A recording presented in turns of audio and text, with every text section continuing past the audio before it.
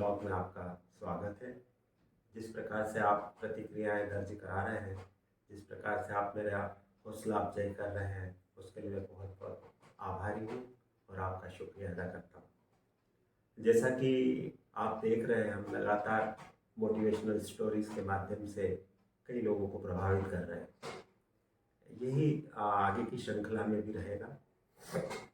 जहाँ तक ये है, आज की जो स्टोरी है वो हम आप सबकी कॉमन स्टोरी है। हम लोग जाने अनजाने में ऐसी ऐसी चीज़ें बोल देते हैं जिसका लाइफ लॉन्ग असर होता है और हमें उस बात का पता भी नहीं रहता है। कुछ लोग अनजाने में बोलते हैं, कुछ लोग जानबूझ करके बोलते हैं।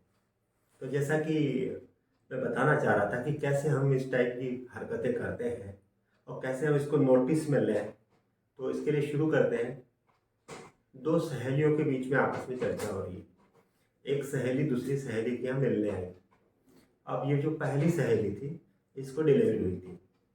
तो दूसरी सहेली ने इससे पूछा कि यार, तुमको इश्यू हुआ है तो तुम्हारे हस्बैंड ने कुछ तो गिफ्ट दिया होगा। तो इस सहेली ने कहा कि गिफ्ट तो कुछ दिया ही नहीं।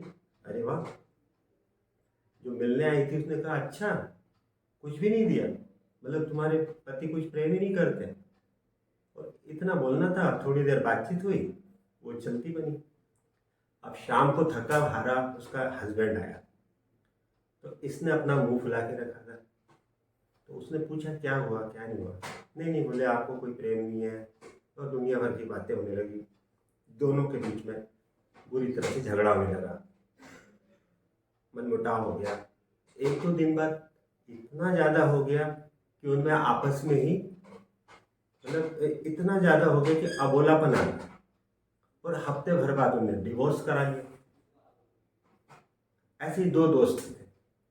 एक दोस्त एक छोटे से स्टोर में काम करता था, जहाँ उसको 18,000 की सैलरी मिलती थी।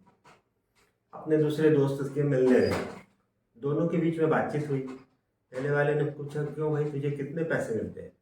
तो इसने कहा कि मुझे 18,000 रुपये मिलते हैं।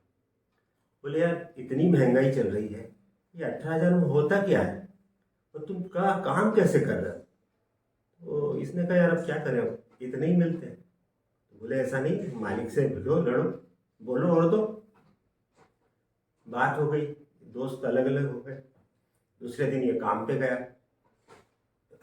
इसने अपने मालिक से कहा कि देखो भाई, मेरे को है ना, इतनी महंगाई का समय है, 18,000 में तो कुछ हो नहीं रहा है, तो आप या तो कुछ इसमें बढ़ाइए या कुछ इंसेंटिव वगैरह दीजिए। मालिक ने कहा कि भाई, अभी तो कुछ नहीं मिलने वाला, जितना मिल रहा है पर्याप्त है। अब इसका मन कम होता गया, धीरे धीरे ये ढंग से काम भी नहीं करने लगा। कुछ समय बाद मालिक ने इसको नौकरी से बाहर कर दिया, क्योंकि इसका जो परफॉर्मेंस था वो धीरे धीरे गिरता गया। अब तीसरे इसमें ऐसा है कि एक वृद्ध आदमी हमेशा घूमने अपने बगीचे में जाते थे। मतलब वो जो सार्वजनिक बगीचा था, उसमें कई लोग भी आते थे। तो एक उनका दूसरा मित्र आया, दोनों बैठे, बातचीत चल रही थी।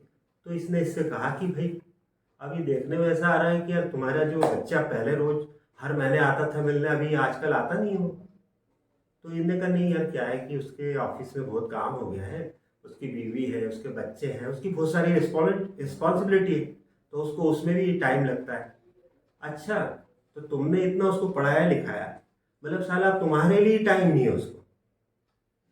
और इतनी बात हुई और फिर वो दोनों अपने बिछड़ गए। अब ये बूढ़ा आदमी घर आया, सोचने लगा, बोले हाँ यार, बात तो सही कह रहा है। मैंने बच्चे को पाला पोसा, बड़ा किया, शादी करी, ब्याह किया, बच्चे उसके और हुए, अब उसको मेरे लिए टाइम नहीं। धीरे धीरे मन मुटाव होता गया। अब वो बच्चा जब भी मिलने आता, ये बड़ा रूखा सूखा रहता, और दोनों के बीच में फ्रैक्चर हो गए।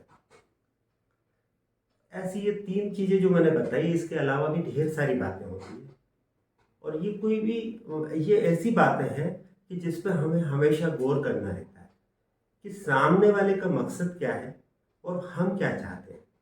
इसलिए दोस्तों, ये इस टाइप के जो लोग अपने पास आते हैं और अपने कानों में जो जहर घोलने का काम करते हैं, इससे हमें सावधान रहना है। ऐसे लोगों को हटाना है, न कि अपने जो खुद के रिलेशन वाले लोग हैं उनको दूर करना है। साथ ही हमें भी खुद ये करना है कि हम किसी और के पास जाएं तो इस प्रकार की बकवास, इस प्रकार की गलत बातें न करें और दूसरे के घरों को तोड़ने का बिल्कुल प्रयास न करें। साथियों, ये मेरी कहानी थी। अब मैं चाहूँगा कि इसको भी आप उसी प्रकार से लाइक करें, शेयर करें और मेरे चैनल को सब्सक्राइब करना न भूलें। धन्यवाद।